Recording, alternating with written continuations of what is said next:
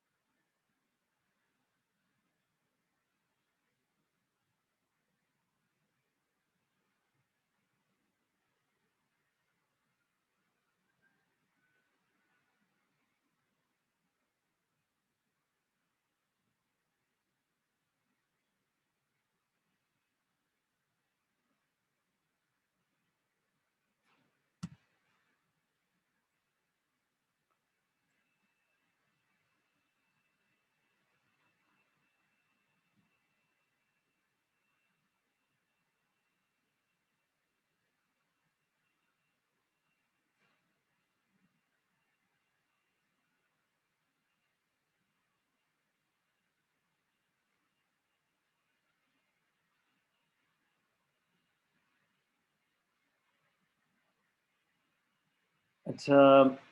बेटे आप में से कोई जाके देखें, आपका जो है क्या कहते हैं अब क्विज़ अवेलेबल होगा, ठीक है?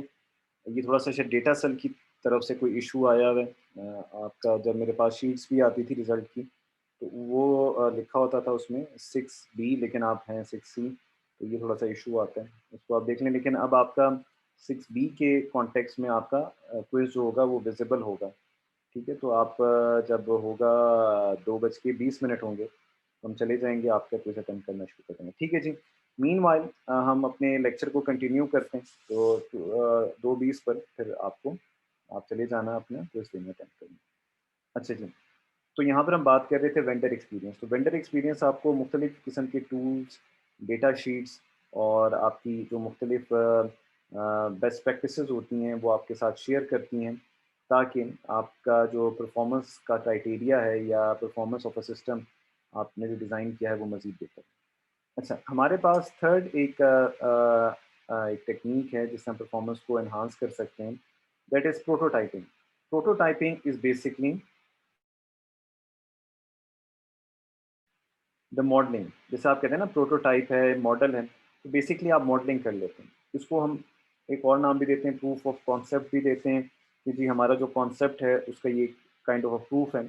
तो आपके पास आपका जो सिस्टम होता है, जो आपने बनाया होता है, जब वो एक अर्ली स्टेज में होता है, देन आपके पास प्रोटोटाइपिंग जो है अ, वो आपको क्या कहती है, आपकी परफॉर्मेंस की मेजरमेंट देती है अर्ली स्टेज में। अर्ली स्टेज का यहाँ पर वर्ड या क्यों मेंशन किया गया है, इसलिए मेंशन किया गया है क्योंकि आपकी जो एग्जैक्ट परफॉर्मेंस होती है वो तो जब आपका सिस्टम जो है वो डेवलप हो जाता है और वो फंक्शनल हो जाता है तब पता चलता है।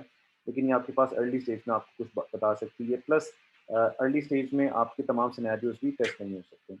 अच्छा, अब आप जब प्रोटोटाइप बिल्ड कर लेते हैं तो उसका क्या क्राइटेरिया है या क्या तरीका है जिसमें आपको क्या करना चाहिए, प्रोटोटाइप की बिल्डिंग वगैरह होनी चाहिए।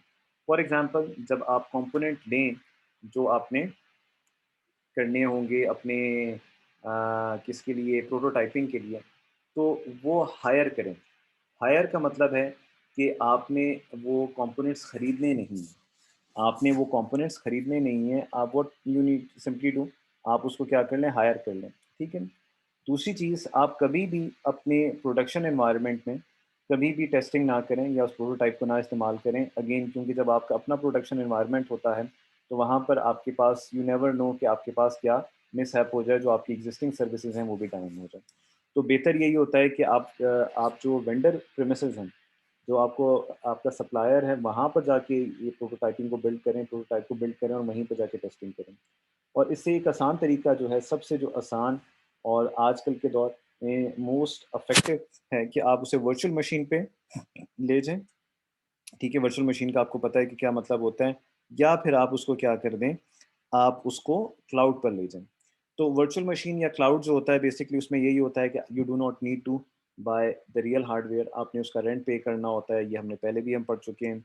जब हम पैरा वर्चुअलाइजेशन और हार्डवेयर वर्चुअलाइजेशन एंटरप्राइज सिस्टम में डिस्कस कर रहे थे, तो वहाँ पर भी हमने देखा था कि वहाँ पर अगर आप एक प्रोटोटाइप बनाएं तो it will give you the real environment, और वो बेसिकली वर्चुअल होंगे क्योंकि उसका आपको रेंट देना होगा, you do need to purchase it, तो उनकी जो कॉस्ट पड़ती है आपको बहुत कम से कम पड़ेगी, ठीक है। अच्छा, focus on those parts of the system that post highest risk as early as possible in the design process. Prototyping का जो सबसे बड़ा फ़ायदा होता है, वो आपको जब आप प्रोटोटाइप बना लेते हैं, तो तब वो आपको प्रोटोटाइपिंग में जब आप उसमें टेस्टिंग शुरू करते हैं, तो आपको वो कंपोनेंट्स हाइलाइट कर देते हैं, जो आपकी के सिस्टम के लिए हाईएस्ट रिस्क कंटेन करते हैं। क्योंकि अगर आपके पास वो कंपोनेंट्स फेल हो जाएँ, तो बेसिकली आपके पास पूरी की पूरी सर्विस डाउन हो जाती है। तो प्रोटोटाइपिंग में एटलीस्ट आप वो जो कंपोनेंट्स हैं जो आपको हाईएस्ट रिस्क के लिए होते हैं या जिनका हाईएस्ट रिस्क होता है, वो आप आइडेंटिफाई कर लेते हैं, and then you start making plan कि आप किस तरह उनको डील कर सकते हैं। ठीक हो गया जी? अच्छा, लास्ट हमारा जो है यूज़र प्रोफाइलिंग। यूज़र प्रोफाइलिंग, जी शहबाज। सर ये जो 3 पॉइंट आपने प्रोटोटाइपिंग के बताए हैं वो रिपीट कर दें, नहीं समझ आई। मैं रिपीट कर देता हूँ। Thank you very much. सही हो गया जी। हाँ जी, प्रोटोटाइपिंग के 3 तरीके हैं। पहला तरीका बेटे ये है कि आप ना कंपोनेंट देखें ना, आप जब एक छोटा-सा मॉडल बनाएँगे सर्विस के लिए, तो उसमें आपको कंपोनेंट खरीदने पड़ेंगे। तो आप कंपोनेंट खरीदें ना, उसे रेंट पे लें। आप कहेंगे जी मैं 1 महीने तक की कंपोनेंट लेके जा रहा हूँ और इसका ये मैं आपको रेंट दे दूँगा। अगर आप वो खरीदेंगे तो उसकी कॉस्ट बहुत ज़्यादा होगी, ठीक है? तो अगर आप उसको किराए पे ले आएँगे, रेंट पे ले आएँगे तो उसकी कॉस्ट कम होगी। तो यहाँ पर इसलिए ये कहा गया है कि जब आप एक मॉडल बनाते होते हैं, क्योंकि उस मॉडल को आपने फिर लेटर ऑन यूज़ नहीं करना। एक चीज़। दूसरी चीज़ आपके पास क्या है? दूसरी चीज़ ये है आपके पास कि आप क्या करें, अपनी प्रेमिसेस में कभी भी प्रोटोटाइप डेवलप ना करें, बल्कि जो जगह है आपके प्रोवाइडर की, वेंडर की, उधर जाके ये करें, तो ये ज़्यादा बेहतर होगा। ठीक है? क्योंकि आपका जो एनवायरनमेंट है, वो एक प्रोडक्शन एनवायरनमेंट है, तो वहाँ पर अगर आपकी कोई चीज़ गलती की तरफ जाती है, तो पूरी की पूरी जो आपकी नॉर्मल सर्विस होगी, वो भी डाउन हो जाएगी। सबसे जो बेहतरीन तरीका है आजकल, वो है आपके पास क्लाउड पर जाना, क्योंकि क्लाउड आपके पास एक वर्चुअल एनवायरनमेंट होता है। You do not need to buy the equipments, आपको खरीदने नहीं पड़ते। आप एक वर्चुअल मशीन बना लें, उस पे आप प्रोटोटाइप बनाएँ, वो क्लाउड पर हो, जिस पे आप लोड टेस्टिंग भी कर सकें, तो वो बेहतरीन होगा। ठीक हो गया? तो ये मैंने बात की है। बेटे आपका क्विज़ का टाइम हो गया है, आप लोग जाके अब क्विज़ अटेम्प्ट करें। क्विज़ स्टार्ट हो गया है, आपका ये थोड़ा-सा उसमें फिर उसके बाद हम डिस्कशन करेंगे। मैं वेट कर रहा हूँ।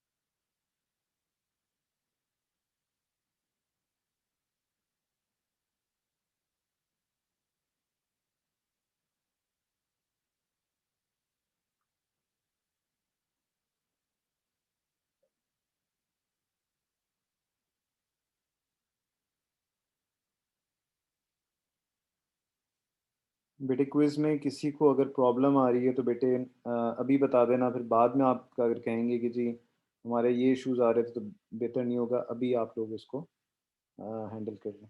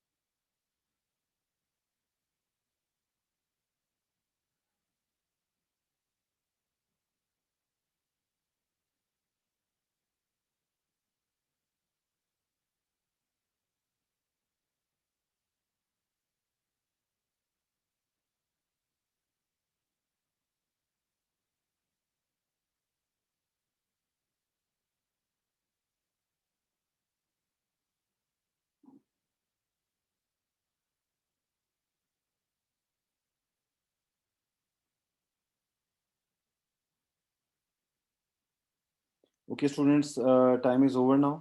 ठीक है, जी, हम आगे चलते हैं। आई होप कि क्विज़ का जो आपके पास रिज़ल्ट है वो ज़रा मैं देख लेता हूँ। 25 स्टूडेंट्स ने अटेम्प्ट किया और ठीक हो गया जी। What is the difference between fail over and fall back, आपको ये पता होना चाहिए। दूसरा क्वेश्चन था जी, name some parts of the DRP. ये बड़ा ट्रिकी क्वेश्चन था, डीआरपी के कुछ पार्ट्स थे। तो डीआरपी के पार्ट्स हमने जी पढ़े थे, जिसमें आईटी, आपके पास फिर इंफ्रास्ट्रक्चर था, फिर रिक्वायर्ड पीपल थे, आपके पास बिजनेस पॉलिसी थी, वो तमाम चीज़ें जो थे वो आपके थे।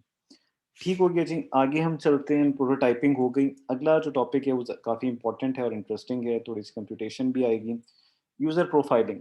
अच्छा, यूज़र प्रोफाइलिंग अनदर वे कि हम कैसे टेस्ट कर सकते हैं और फिर उस टेस्ट की बेस पर हम अपनी जो परफॉर्मेंस है सिस्टम की वो बेहतर बना सकते हैं। यूज़र प्रोफाइलिंग में हम क्या करते हैं, predict the load a new software system will pose on the infrastructure before the software is actually built. User profiling में हम ये करते हैं कि जो हम एक सॉफ्टवेयर बनाना चाहते हैं, वो हमारे हार्डवेयर इंफ्रास्ट्रक्चर पे कितना लोड डालेगा, ठीक है? लेकिन अभी तक हमारे पास सॉफ्टवेयर बना नहीं। तो फिर हम कैसे हम एनालाइज़ करेंगे? हमारे पास सॉफ्टवेयर तो नहीं बना, लेकिन हमें ये पता है कि उस सॉफ्टवेयर ने काम क्या करना है। तो अगर हम वही काम मैनुअली करके देखें और हम देखें कि हमारे हार्डवेयर पे कितना लोड आएगा, देन हमारे पास एक बेंचमार्क आ जाएगा। अब हमारे पास जब बेंचमार्क आ गया, दिस मीन्स कि हम जब ये वही काम कर रहे हैं, तो हमारे पास क्या स्टैटिस्टिक्स हमें शो करती हैं, हमारे पास क्या डेटा हमें शो करता है। अब हमने उससे बेहतर करना है, यानी दैट इज़ द मैक्सिमम, और अब डेफिनिटली उससे जो बेहतर होगा, वो हमारे पास स्टैंडर्ड से अबव होगा। इसमें हमारे पास expected usage of the system भी आ जाएगा। लेकिन ये हम ये यूज़र प्रोफाइलिंग करेंगे कैसे? फॉर एग्जांपल पेपर में एक क्वेश्चन आता है कि जी आपने एक यूज़र प्रोफाइल करनी है परफॉर्मेंस एनालिसिस के लिए, तो आपने कैसे करना है? तो यहाँ पर आपके पास कुछ स्टेप्स आ जाएँगे। सबसे पहले तो आपने बताना है, आपने ग्रुप्स बना लेने हैं, जिसे आप पर्सोनास कहेंगे, ठीक है? ग्रुप्स क्या होंगे? ग्रुप ऑफ पीपल होंगे, ठीक है? जो आपके लिए क्या करेंगे, टेस्टिंग करेंगे, जो काम करेंगे, ठीक है? फिर आपने हर ग्रुप को, जैसे हम पर्सोनास कह रहे हैं, हर ग्रुप को आपने कुछ टास्क दे देने, जो वो नए सिस्टम पे करेंगे। फिर टास्क को आपने इंफ्रास्ट्रक्चर लेवल पे डिवाइड कर देना है, यानी आपने टास्क दिए हैं, एक ही टास्क को आपने डिफरेंट तरीकों से इंफ्रास्ट्रक्चर पे करना है। फिर हमने लोड एस्टिमेट करना है और फाइनली लोड कैलकुलेट करना है। ये चीज़ आपको तब बेहतर समझ आएगी जब हम इस पे एक एग्ज़ाम्पल करेंगे। अच्छा जी, ये हमारे पास एग्ज़ाम्पल आ गई, ठीक हो गया। अब यहाँ पर ज़रा तसल्ली से बेटे मुझे फ़ॉलो करें, और कोई भी चीज़ आपको समझ नहीं आती तो मुझसे पूछें, ठीक है? पर्सोनाज़ आ गए, पर्सोना ग्रुप आ गया, ग्रुप का साइज़ आ गया, जो आपके टास्क हैं वो आ गए, इंफ्रास्ट्रक्चर के लिहाज से जो टास्क डिवाइड हुए हैं, और एक दिन में कितना काम करना है या उसकी फ्रीक्वेंसी क्या होगी, यहाँ पर ये आ गई, ठीक हो गया? तो कॉलम्स की मीनिंग आपको समझ आ जाने चाहिए। अगर किसी कॉलम का मीनिंग समझ नहीं है तो अभी पूछ लें, वरना एग्ज़ाम्पल जब करेंगे तब आपको क्लियर हो जाएगा। अच्छा, पहला जो पर्सोना है वो मेरे पास जी बेटे। जी, सैयद ज़ीशान। जी, पूछें बेटे, क्या नहीं समझ आया? सर ये पर्सोनास का समझ नहीं आया, ज़रा एक्सप्लेन कर दो बेटे दोबारा। पर्सोना जो वर्ड निकला है ना, ये ग्रुप से निकला हुआ है, ठीक है? फॉर एग्ज़ाम्पल अगर आप और मैं बात करें, आप अपनी बात करें या मैं, तो हमारे अभी फॉर एग्ज़ाम्पल बीआईटी में अगर 2 पर्सोना होंगे तो एक फैकल्टी पर्सोना होगा, यानी ग्रुप का नाम जो हो ना पर्सोना है, और एक दूसरा ग्रुप क्या होगा? स्टूडेंट होगा। तो पर्सोना मीन्स ग्रुप, ठीक है? तो ये टास्क अभी हमारे किस ग्रुप ने करना है, मैं वर्ड पर्सोना यूज़ नहीं करता, मैं ग्रुप यूज़ करता हूँ। ये डेटा एंट्री ऑफिसर्स ने करना है। ये किसने ग्रुप ने करना है? डेटा एंट्री ऑफिसर्स ने करना है। हर एक ग्रुप का साइज़ कितना है? 100 इंडिविजुअल्स, ठीक है? 100 इंडिविजुअल्स। क्लियर हो गया? अच्छा, अब ये सिस्टम टास्क हैं, यानी काम बताए हुए हैं कि क्या-क्या काम करने हैं। सबसे पहला टास्क है स्टार्ट एप्लीकेशन, ठीक है? पहला काम क्या है? आपने एप्लीकेशन को स्टार्ट करना है। ये जो शुरू के 2 ग्रुप्स हैं, इनको यही दिया हुआ है। दूसरे जो 2 ग्रुप्स हैं, उसमें डेटा एंटर करना है। तीसरा जो ग्रुप है, ठीक है, उसमें आपने एग्जिस्टिंग डेटा को चेंज करना है। ये जो आपको समझ आ गया, ठीक है, टास्क दे दिया। लेकिन इन टास्क को फिर फर्दर इंफ्रास्ट्रक्चर लेवल पे डिवाइड किया हुआ है, यानी मुख्तलिफ चीज़ों पे डिवाइड किया हुआ है। पहला जो इंफ्रास्ट्रक्चर पे लोड डाला जाएगा, या टास्क सिस्टम टास्क होगा, read 100 megabyte data from SAN. SAN stands for storage area network. हमने पढ़ा था स्टोरेज एरिया नेटवर्क। तो मैंने क्या करना है कि 100 मेगाबाइट्स डेटा को रीड करना है, राइट नहीं करना डेटा को। उठा के लाने हैं अपने सिस्टम्स में। लेकिन कहाँ से उठा के लाने हैं? सैन से। सेम आपके पास स्टार्ट एप्लीकेशन ही का टास्क है, लेकिन वो आर्किटेक्चर अब थोड़ा सा डिफरेंट हो रहा है, सॉरी इंफ्रास्ट्रक्चर थोड़ा डिफरेंट हो रहा है। Transport 100 megabyte data to work station. अब आपने ये कहाँ पे लेके जाना है? वर्क स्टेशन पे लेके जाना है, अपने कंप्यूटर पे लेके आना है। ये काम आप उसकी फ्रीक्वेंसी क्या होगी? दिन में एक दफ़ा। 100 लोग दिन में एक दफ़ा यही काम करेंगे, 100 लोग दिन में एक दफ़ा यही काम करेंगे। कितना डेटा ले जाना है? 100 मेगाबाइट सैन से कितना डेटा ले जाना है? वर्क स्टेशन पे। फिर डेटा इंटर न्यू डाटा, ये दोनों अब ग्रुप जो हैं ये आपको नज़र आ रहे हो, ये इंटर न्यू डाटा कर रहे हैं। पहला ग्रुप क्या काम करेगा? Transport 50 kilobyte data from work station to server.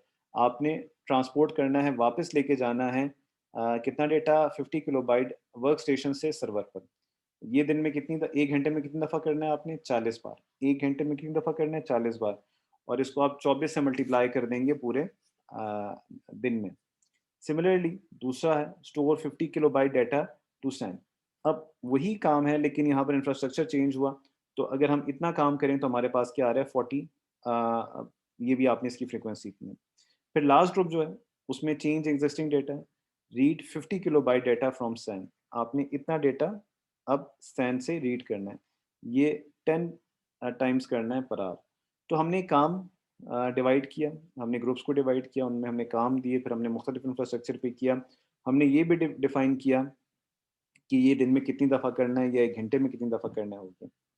जब ये हम सारा काम कर लेंगे तो हम अब लोड कैलकुलेशन कर रहे हैं, ठीक है? इंफ्रास्ट्रक्चर लोड की बात कर रहे हैं। Data transport from server to work station, data transport from work station to server, ठीक है? अब आपको क्लियरली पता चल रहा है कि एक दिन में, ठीक है, पर डे कितना लोड हुआ और किसने कितना टाइम दिया, ठीक है? ये 361, ये 71.2 पर सेकंड ये काम हुए, ठीक है? ये 1 सेकंड में इतना काम हुआ, 1 सेकंड में इतना काम हुआ। डेटा रीड फ्रॉम सैन कितना हुआ? डेटा रिटर्न इनटू सैन ये हुआ।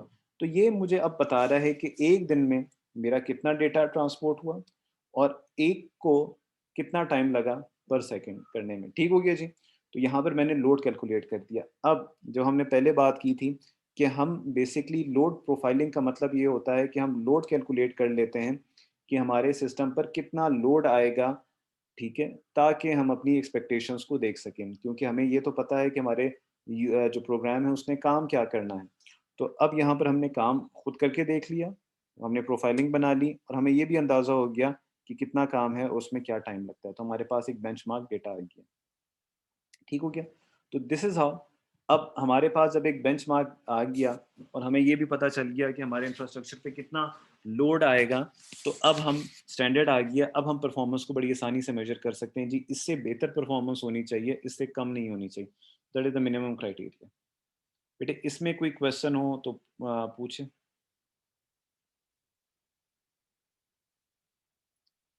जी अनस पूछें बेटे। सर ये हमने मैयर कैसे किया? किस तरह से हमें पता चला कि इतना काम हुआ इतने टाइम के अंदर? बेटे मैं आपको बता देता हूँ, बड़ा आसान है। देखें, आपने दिन में एक दफ़ा करना है 100 MB को, ठीक है? रीड डेटा करना है ना, रीड डेटा 100 MB, ठीक है? कितने लोगों ने करना है? 100 लोगों ने करना है। तो कितना डेटा हो गया जी? 100 से मल्टीप्लाई कर दें, ठीक हो गया?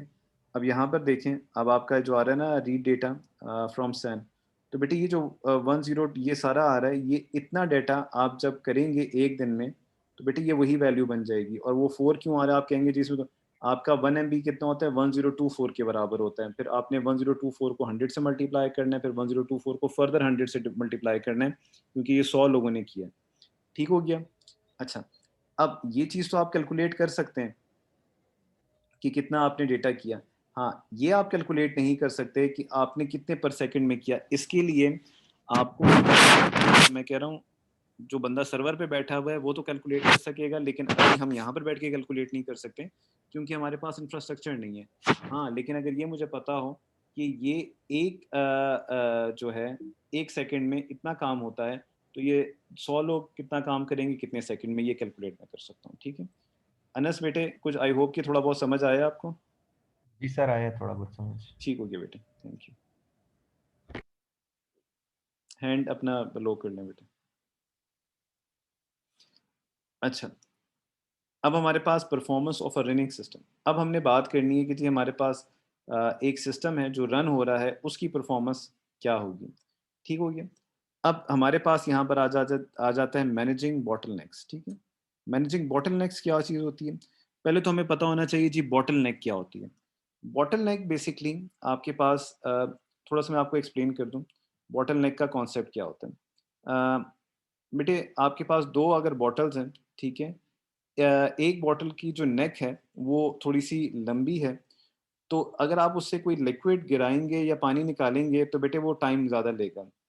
दूसरा आपके पास एक दूसरी बॉटल है जिसकी नेक जो है, वो वाइडर है, पतली नहीं है, थिनर नहीं है, वाइडर है। फॉर एग्ज़ाम्पल कप है जिसकी नेक ही कोई नहीं है, तो उससे आप पानी जब गिराएँगे तो एकदम गिर जाएगा। तो बॉटल नेक जो होता है आपकी नेक जो होती है बॉटल की, वो फ्लो ऑफ लिक्विड को कंट्रोल करती है, ठीक है? कि वो आपकी बॉटल से कितनी तेज़ी से बाहर जाए। अच्छा, अब इसका मतलब फ़र्दर क्या है?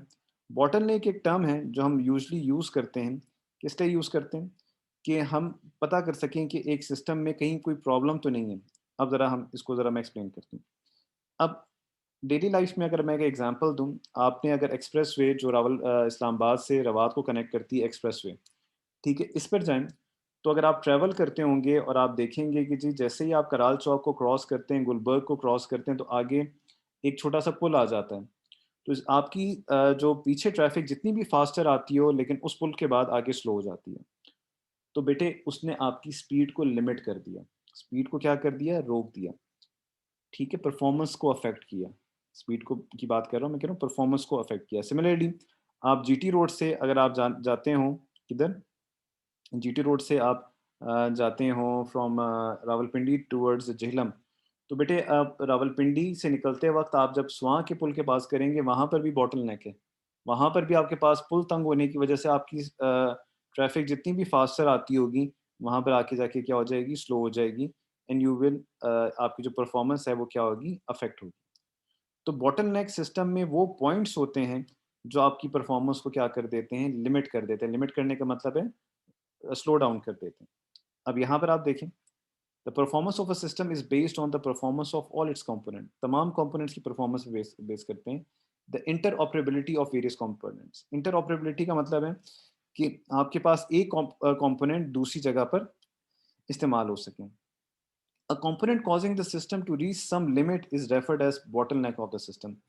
अगर आपका कंपोनेंट जो है वो आपकी परफॉर्मेंस को लिमिट करे, महदूद करे, तो इसको आप क्या कहते हैं? वो कंपोनेंट आपका क्या है? बॉटलनेक कंपोनेंट हो गया। अच्छा, सिमिलरली एवरी सिस्टम है at least one bottleneck that limits its performance. कम से कम एक तो होता है जो आपकी पूरे के पूरे सिस्टम की परफॉर्मेंस को अफेक्ट करता है। If the bottleneck does not negatively influence performance of the complete system under highest expected load, it is okay. यहाँ पर एक बात की गई है, आपके सिस्टम में बॉटलनेक का होना तो लाज़मी है, लेकिन अगर वो आपका जो सिस्टम है, उस बॉटलनेक कंपोनेंट की वजह से कॉम्प्रोमाइज़ नहीं हो रहा, कॉम्प्रोमाइज़ मीन्स ज़्यादा अफ़ेक्ट नहीं हो रहा, मैक्सिमम लोड पर भी, तब तो आपके पास कोई मसला नहीं है। लेकिन अगर आपके पास ज़्यादा अफ़ेक्ट होने लगा है, then you need to manage your क्या? सिस्टम। आपको फिर अपने सिस्टम को मैनेज करने की ज़रूरत है और फिर आपको उस बॉटलनेक कंपोनेंट को ऑप्टिमाइज़ करने की ज़रूरत है या वहाँ पर आपने कोई एक ऐसी टेक्नीक लगानी है, डिज़ाइन करने हैं अपने सिस्टम को कि वो जो बॉटलनेक इफ़ेक्ट है, वो क्या हो जाए? वो ख़त्म हो जाए। ठीक हो गया जी? अच्छा, हमारे पास फिर टेस्टिंग आ जाती है। टेस्टिंग हमारे पास मुख्तलिफ़ टाइप्स की टेस्टिंग आ जाती है। ठीक है, जो हम फिर परफॉर्मेंस को मेजर करने के लिए हम क्या करते हैं? टेस्ट करते हैं कि हमारा सिस्टम कैसा है। हमारे पास आ जाती है, सबसे पहले आ जाती है लोड टेस्टिंग, फिर आपके पास आ जाती है स्ट्रेस टेस्टिंग और फिर आपके पास आ जाती है एंड्योरेंस टेस्टिंग। लोड टेस्टिंग क्या होती है कि आपका सिस्टम क्या परफॉर्म करता है under expected load. Expected load basically क्या लोड होता है? देखिए, फॉर एग्जांपल मैं अगर फेसबुक के सर्वर की बात करूं और मैं कहूं कि जी मेरे जो हैं फॉर एग्जांपल 1 करोड़ यूज़र्स हैं फ़ेसबुक के। लेकिन वो 1 करोड़ यूज़र जो हैं, उनमें से सिर्फ़ 60 lakh users at a time क्या होते हैं वो ऑनलाइन होते हैं या वो सर्विसेज़ को फ़ेसबुक की सर्विसेज़ को यूज़ करते हैं।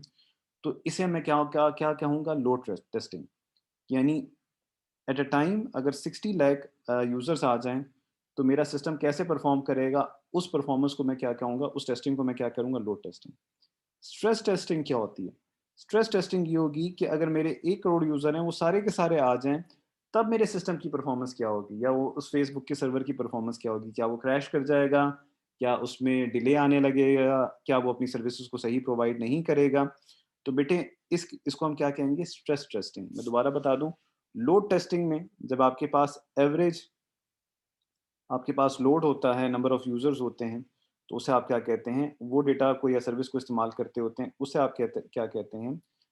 उसे आप कहते हैं लोड टेस्टिंग। लेकिन अगर आपके पास टोटल आपके पास यूज़र्स आ जाएँ, ठीक है? तो बेटे उसको आप क्या कहेंगे? उसको आप कहेंगे स्ट्रेस टेस्टिंग। स्ट्रेस टेस्टिंग में आपके पास मैक्सिमम नंबर ऑफ यूज़र्स आ जाते हैं, ठीक हो गया? फिर आपके पास एंड्योरेंस टेस्टिंग आ जाती है। एंड्योरेंस टेस्टिंग क्या होती है? एंड्योरेंस टेस्टिंग बेसिकली आपके पास ये होती है कि आप क्या करें, आप अपने सिस्टम को एवरेज लोड पर, जो आपका एवरेज लोड है, उस पे चलाएँ, लेकिन लंबे अरसे तक चलाएँ, लॉन्गर पीरियड ऑफ टाइम। और आप देखें कि जी छोटे टाइम के लिए नहीं, बल्कि एक लॉन्गर टाइम तक आप चलाएँ और फिर देखें कि जी आपके सिस्टम की क्या है, परफॉर्मेंस पे क्या असर पड़ता है।